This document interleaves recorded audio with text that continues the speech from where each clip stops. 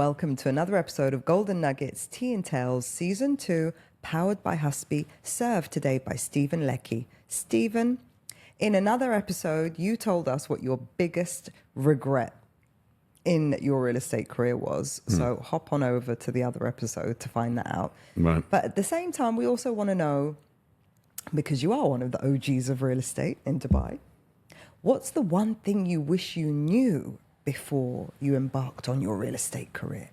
So I only concentrate on selling off-plan property.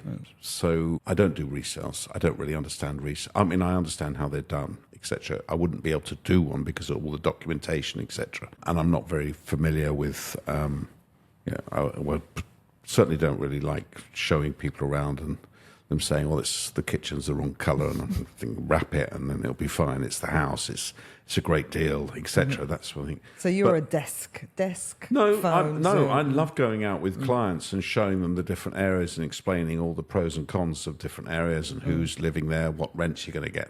But I can't handle it when someone says, I don't want to buy that house because the kitchen's the wrong colour. Right. Because, you can change it, or the flooring. I don't like the flooring. Well, it's yours. It's 2 million under market.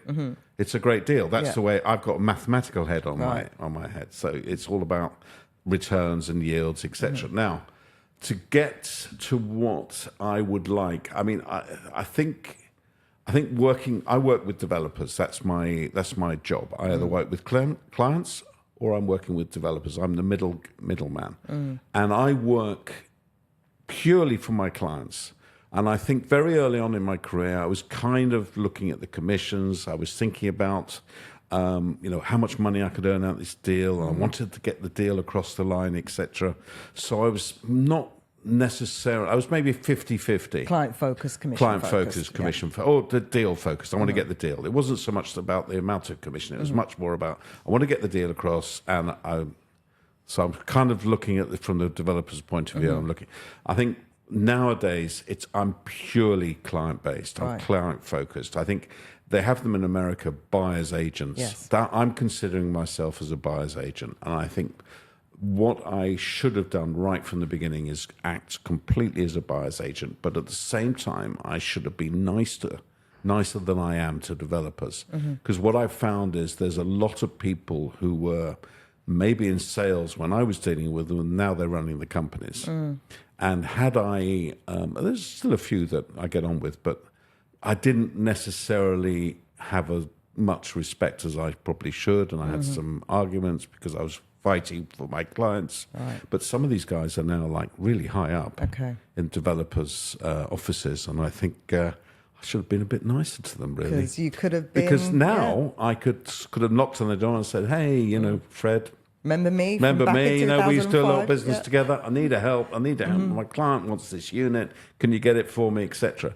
And I didn't do enough of that. That's for sure. And I think that even in the resale market and the leasing market, we have a lot of people coming into the company at the moment. We're growing the company a lot, and we have these training sessions for the first week for everybody. And I'm an associate director of the company, and one of the jobs I have to do is to go in and say, "Hi, I'm Stephen Leckie." They wheel you out. Yeah, they wheel me. Well, they wheel me in. They wheel me. Thank you very much. So, what was I saying? I go in there and I talk to them, and they always say, "Oh, what's your word of advice?" And I say to leasing guys, look, when you talk to landlords about leasing their property, just remember they bought that property.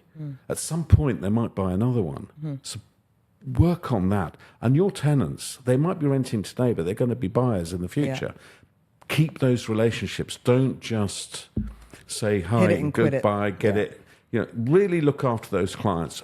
We have one of our values in House and House is obsess over our customers, and I think if you do that right from the beginning, and I've seen some people who are excellent at it, and they're reaping the rewards now. Their life is so much easier because they did such a great job when they were training, they were going up the ranks. That's the same with our relationships with developers. I think what you've got to remember is, you're not going to be in the same place in 3 or 4 or 5 years or 10 years' time.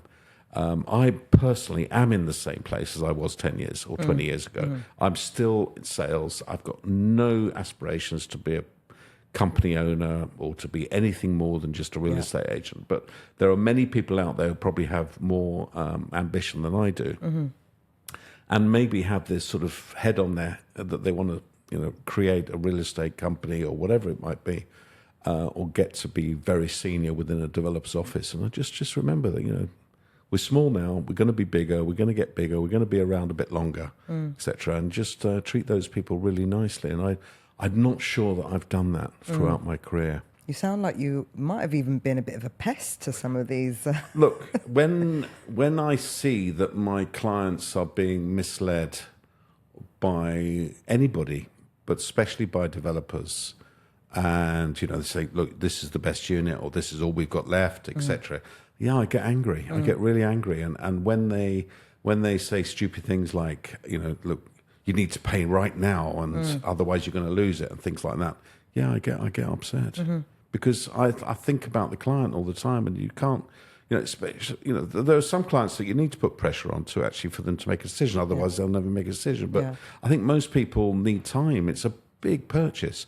But I'm sure you've heard this expression before. There's a lot of developers who are selling properties like I would sell potatoes. Yeah. They're on a fruit and veg store. In a supermarket, and that's what they're doing. And the other thing that gets me angry, and this is again, I go back to the analogy of the car business. I used to sell Bentleys before I came to Dubai, and before that was Porsche. So yeah, really nice cars. But you wouldn't deliver a Porsche or a Bentley with a scratch on it. No. And a Bentley and a Rolls Royce, I mean, the cheapest one-bedroom apartment these days is about the cost of a Rolls Royce or a Bentley. Why would you have a scratch on a tile or in the bathroom or whatever? And that really, I get really upset, especially when look how much money they've made. No, that's not the point. Well, look what they purchased, and it should be. It should be perfect. Do you go on snagging appointments? Oh yeah, all the time. Okay, so that's probably where they don't like you from. No, I'm a pain. I'm a pain in the behind. Yeah. Yes. Or what do they say? In the backside. You can say it in the ass. Yeah. Can I say? Yeah. That? Okay. Pain in the ass. But my clients love me for it, so happy days. And that's why I have a lot of referrals, a lot of repeat business, etc. So there you go. But upset a few developers, agents along the way, but it's... Look, I regret some of the times I get angry because you shouldn't really get angry. I get quite emotional about it when I see people basically being dishonest. And I don't think it's right. So what would your parting advice be to the newer real estate agents when it comes to interacting with developers agents? I think everybody you deal with your colleagues, your bosses, the developers, your clients, everybody is, they're going to help you. If you're really good, they'll help you, and they'll help you in the future. We're all away from home, and I'm sure everybody feels that as an expat. I don't know if it happens quite so much now because I don't really ask people, but back in the day, you always had your desert person. You always had someone to help you. There's an expression in Arabic, it's wasta. You need your wasta, which is like your inside, your hookup, etc. And I think it's very important that, don't look at everybody as thinking, what can I get out of them? Hookup, but I don't mean that. I just mean, just be nice to everybody and be respectful and behave yourself. And people who know me will laugh at me saying this, but it's a question of hear what I say, not what I do. Right. Okay? There you Lovely go. Because I'm a disclaimer at the grumpy, bottom. angry old man, in the real estate business. But I do it for good reason. Because he spent all his money in 2005, 6, 7. Yeah, no, I'm not bothered about that anymore. Don't regret anything. I had good fun. Swimming in that pool.